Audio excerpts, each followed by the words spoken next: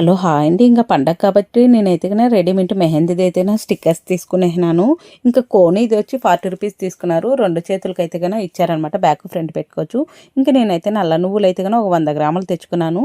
నీళ్ళలో 2-3 సార్లు కడిగేసి బాగా గాలిచ్చేసి ఎండ కాగానే ఆరేసేసామనుకో మట్టి స్మెల్ అనేది ఉండదు, ఇసుక అనేది ఉండదు అనమాట. దీంట్లో సన్న ఇసుక అనేది ఉంటుంది. ఎంత క్లీన్ చేసినా ఏ సూపర్ మార్కెట్లో కొన్నా.